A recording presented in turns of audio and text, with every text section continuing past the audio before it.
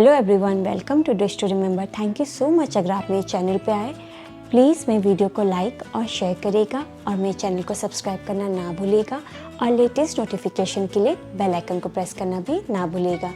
तो चलिए स्टार्ट करते हैं आज की रेसिपी बनाना।